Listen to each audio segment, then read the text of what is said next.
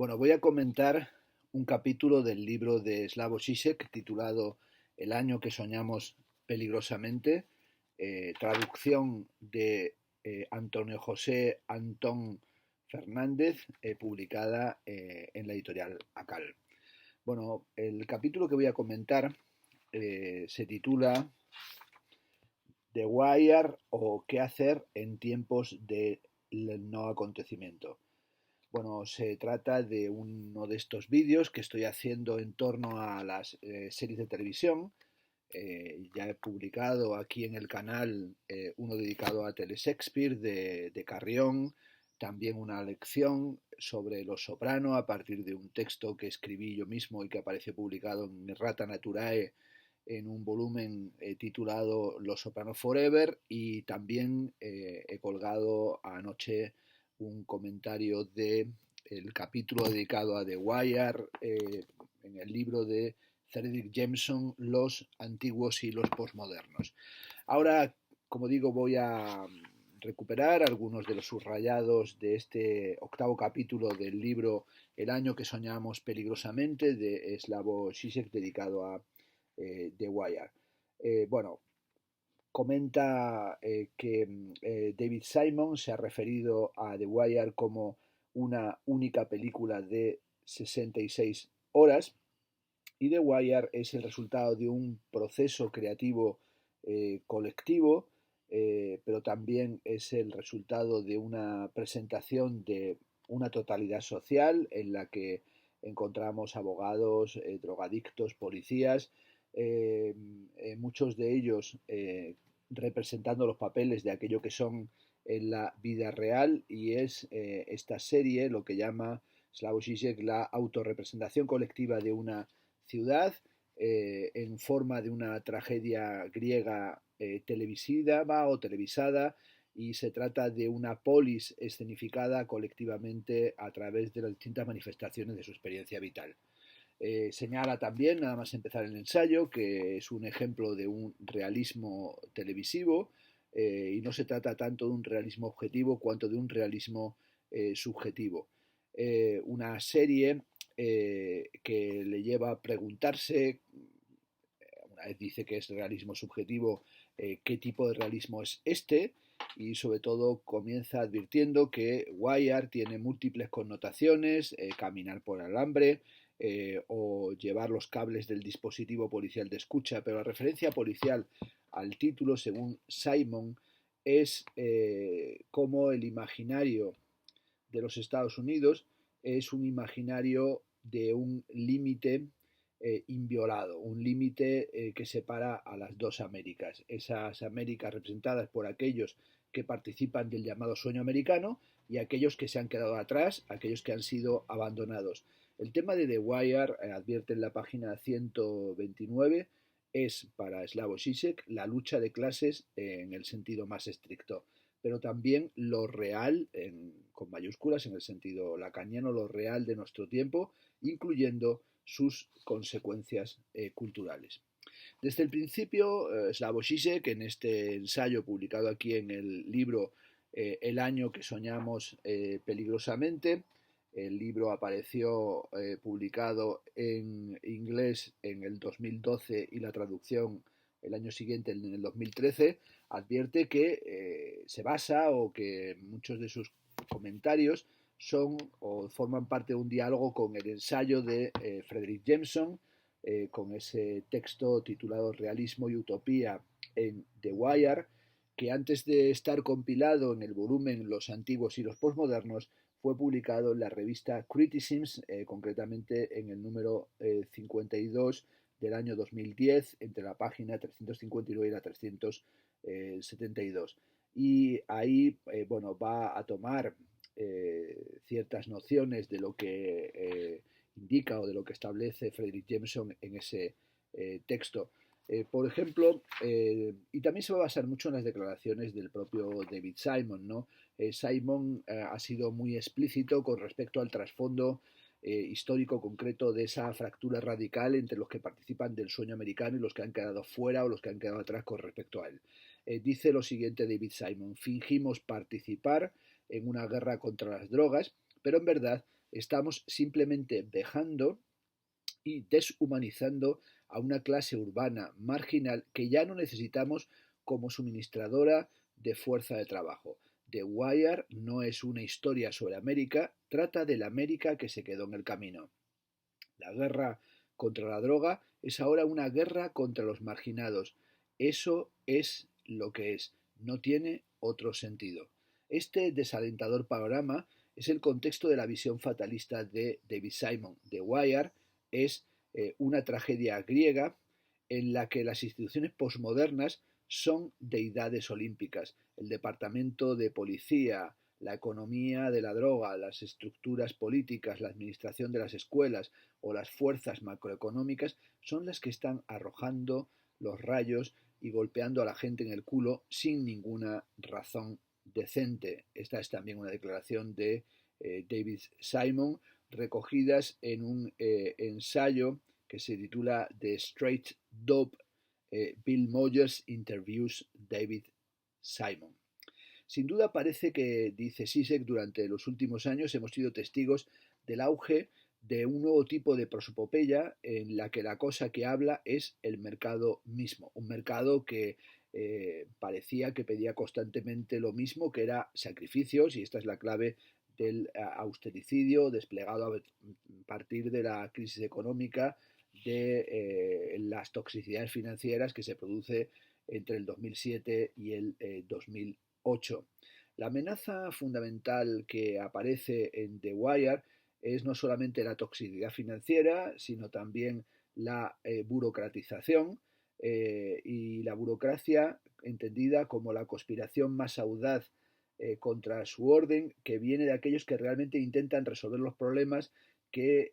debería resolver la burocracia misma. Así nos recuerda Slavoj Žižek una escena de la película Brasil de Terry Gilliam, en la que el héroe está teniendo problemas de suministro eléctrico y es visitado por un electricista ilegal o clandestino, que es un cameo que hace el actor Robert De Niro, y la fechoría que comete este electricista es que se dedica a reparar la avería, es decir, que hace aquello que la burocracia propiamente parece imposibilitar que se haga, porque la burocracia es ese hacer que se hace para postergar la resolución de los conflictos, de los problemas y para tener alguna operatividad.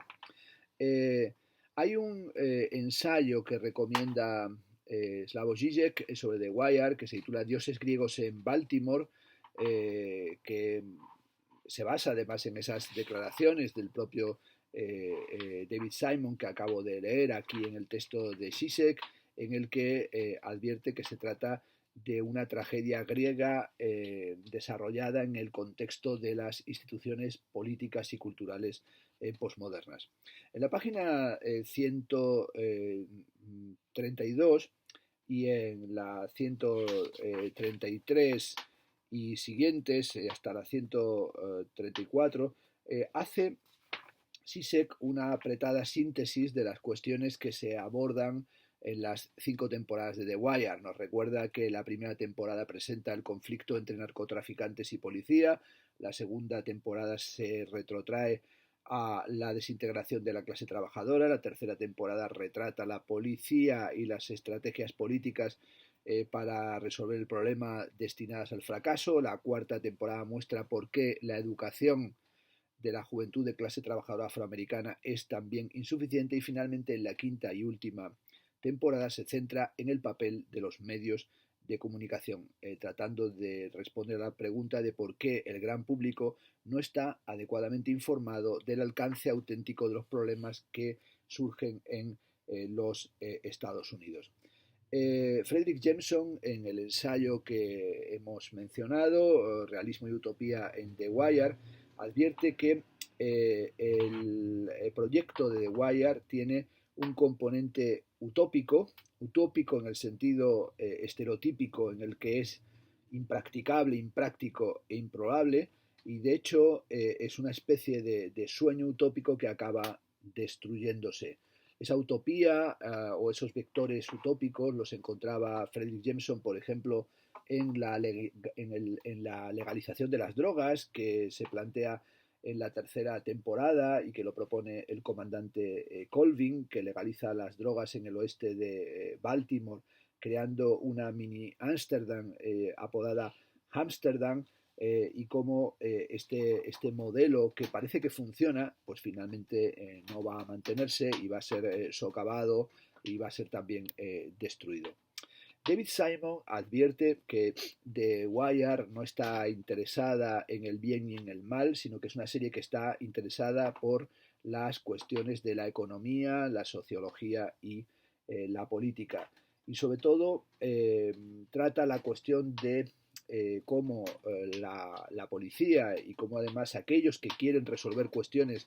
desde la policía se ven obligados una y otra vez, para no caer en la burocratización, a violar la ley de un modo u otro. Por ejemplo, McNulty decide asegurarse de que se financie la investigación sobre Marlo Stanfield, creando la ilusión de un asesino en serie y dirigiendo así la atención de los medios sobre el departamento de policía. Es decir, la propia policía tiene que participar de la construcción del imaginario conspiratorio. Va a prestar también atención Slavoj Žižek, o para él va a ser fundamental el personaje de Omar Little, que dice que podría basarse este personaje en el lema de Bertolt Brecht en la ópera de Tres Peniques, en el que Brecht plantea la cuestión de qué es fundar un banco como acción legal comparado con robar un banco. Bueno, esta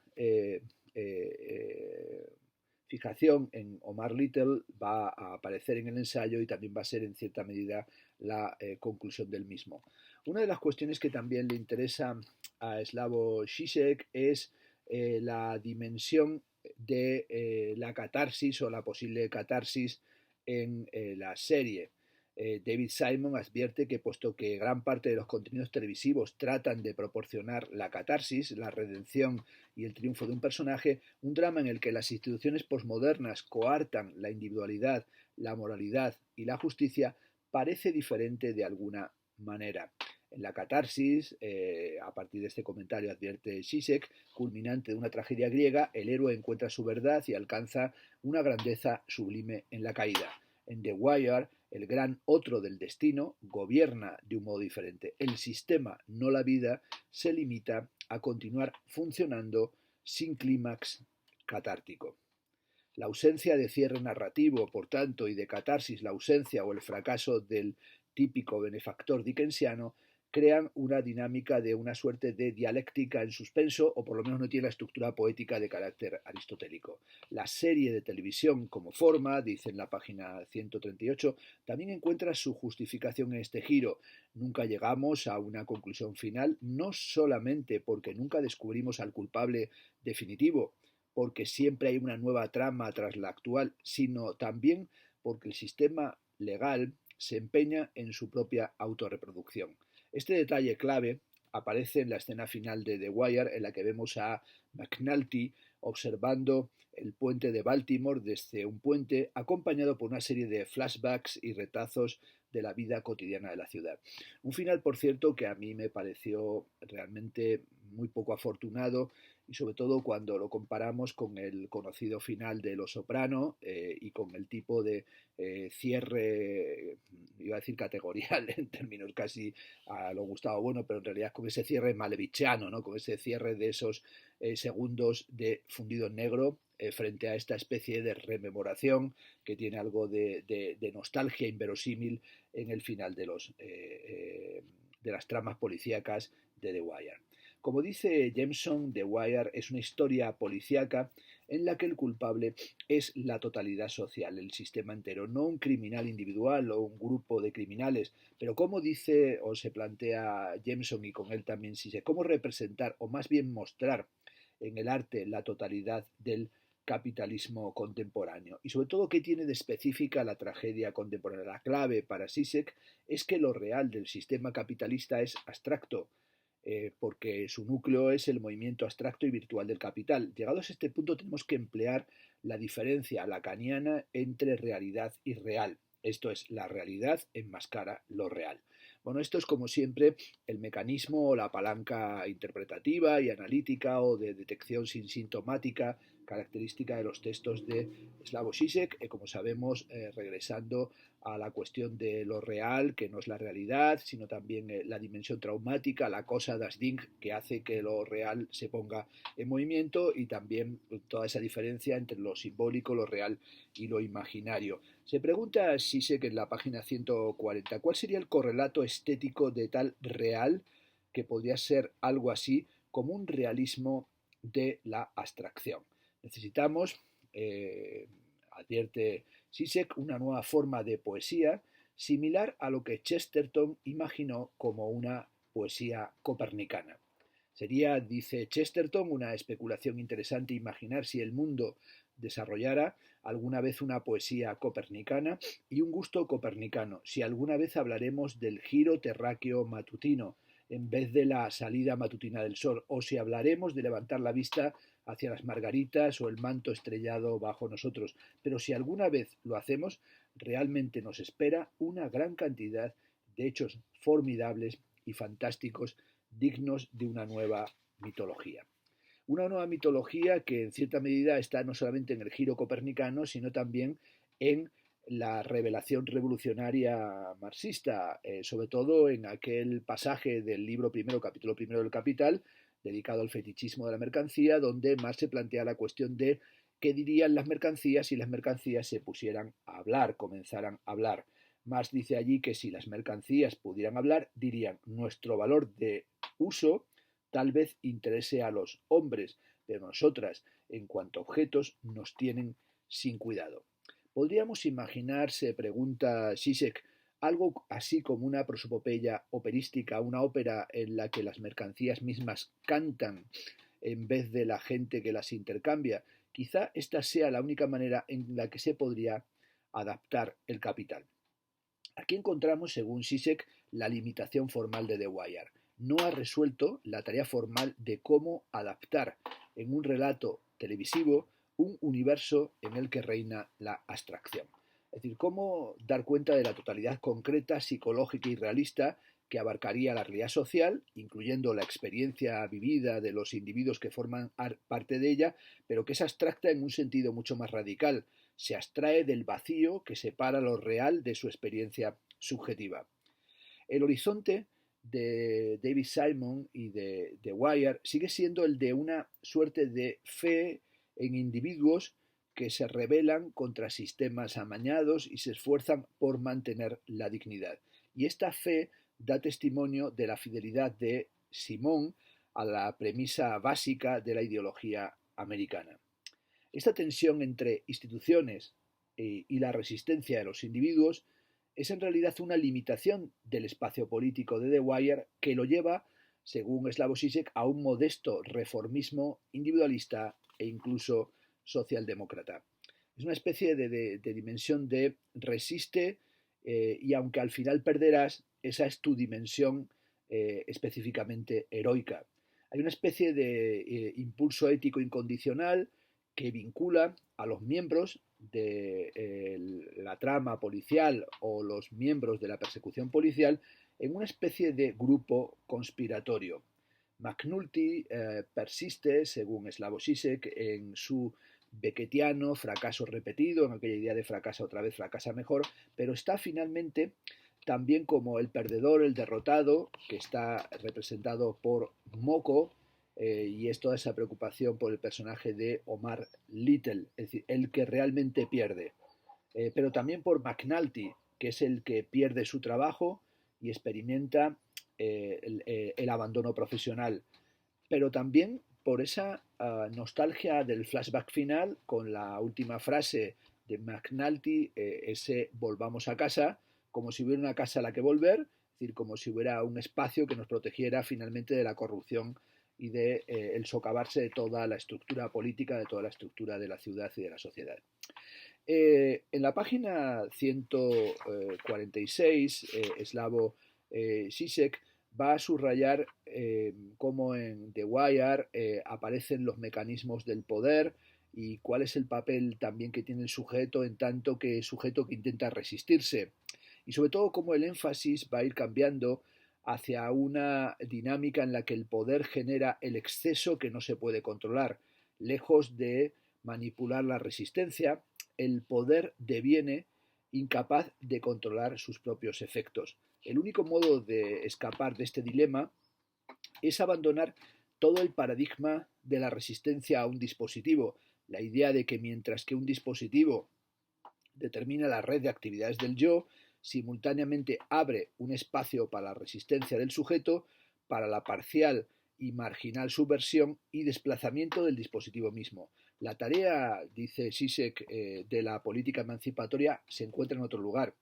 no en la elaboración de una multitud de estrategias de resistencia ante el dispositivo dominante desde posiciones subjetivas, marginales, sino en pensar las modalidades de una posible ruptura radical con el dispositivo y en el dispositivo del dominio mismo.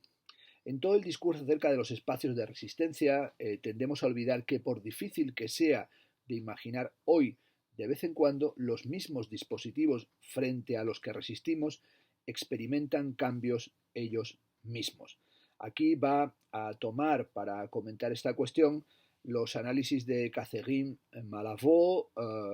donde nos llama a abandonar la postura crítica hacia la realidad como horizonte definitivo del pensamiento,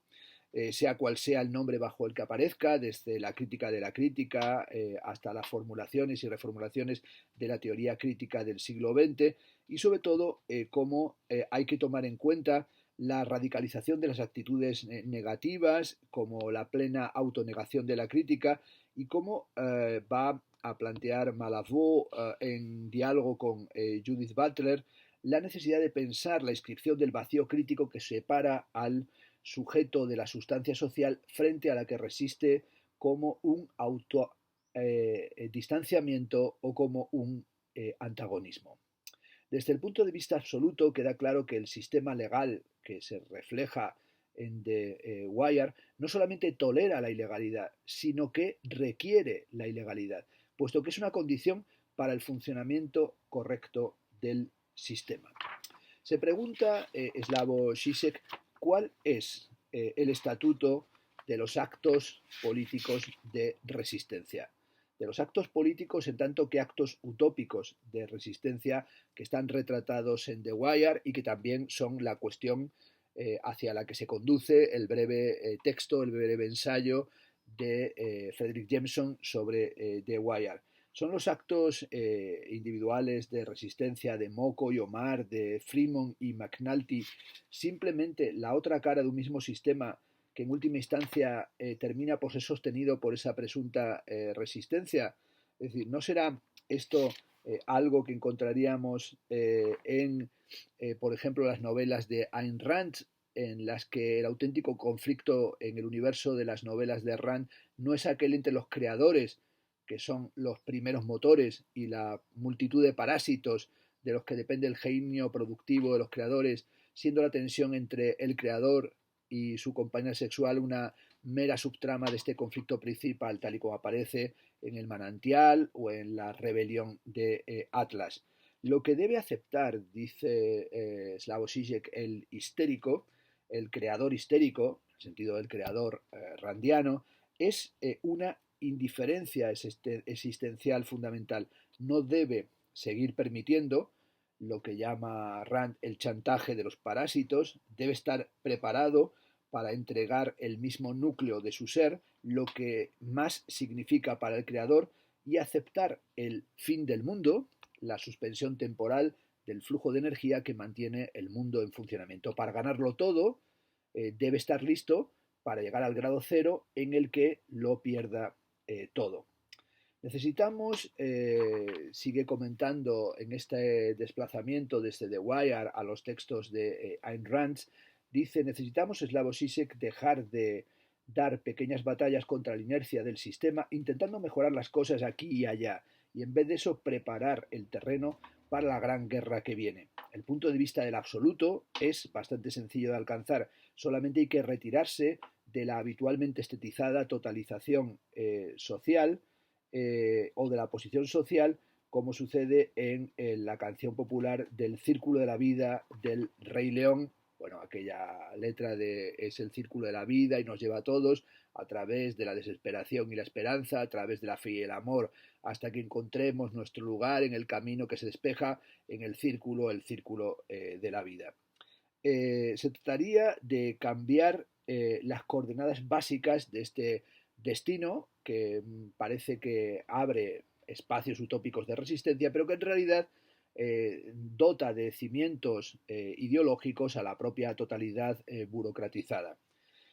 Va a señalar que aquellos que se niegan a cambiar o los que se niegan a cambiar son efectivamente los agentes del auténtico cambio. Y ahí reside la ambigüedad del final de The Wire. Se pregunta si se sugiere una forma resignada y trágica de sabiduría o más bien la apertura de un cambio para un acto más radical. Esta ambigüedad, según Zizek, ensombrece la caracterización positiva de The Wire como una serie, o como se ha dicho, como la serie con la que soñaría cualquier marxista. El propio David Simon es muy claro al respecto. Cuando se le preguntó si era socialista, se describió como un socialdemócrata que cree que el capitalismo es el único camino posible. No tienes, dijo David Simon, delante a un marxista. Yo acepto que el capitalismo es el único modo viable de generar riqueza a gran escala. Pero también es un socialdemócrata con una trágica visión del mundo. Y se pregunta si no contradice acaso esta visión reformista socialdemócrata su profundo pesimismo, mientras deposita su fe en los individuos rebeldes. Sin embargo, dice que duda que las instituciones de una oligarquía obsesionada con el capital se reformen, salvo en el caso de una completa depresión económica o un fallo moral sistémico que realmente amenace la vida de la clase media. Nos estamos, se pregunta en el final del ensayo Zizek, ¿no nos estamos acaso acercando hoy a una completa depresión económica, que es lo que sucedió a partir de la crisis del 2007-2008? ¿Dará, se pregunta Zizek, surgimiento tal perspectiva a una contrainstitución propiamente colectiva? Cualquiera que sea el resultado, una cosa está clara. Solamente cuando adoptemos plenamente el pesimismo trágico de David Simon, aceptando que no hay futuro dentro del sistema, podrá emerger una apertura para un futuro cambio radical. Bueno, esta es la interpretación que hace Slavoj Žižek de Wire en este capítulo del libro El año que soñamos peligrosamente, traducido en la editorial Akal, y este capítulo de Wire o qué hacer en tiempos del no acontecimiento, pues me parece que es una excelente lectura, como digo, complementaria y en diálogo con la que establece Fredric Jameson en su capítulo dedicado a Wire en los antiguos y los postmodernos sobre la historicidad de las formas, también publicado en la editorial Akal. Y bueno, quería con estos dos vídeos que he dedicado a las interpretaciones de Jameson y de Zizek ofrecer las interpretaciones de dos de los pensadores más importantes de nuestro tiempo sobre la que es sin duda una de las series más interesantes de cuántas se han emitido y cuántas hemos visto en los últimos años. Bueno, recomendaros la lectura de estos dos ensayos si os interesa The Wire y también si os interesa las reflexiones de teoría crítica y de teoría política en torno a las formas narrativas de la televisión, en torno a las series de televisión.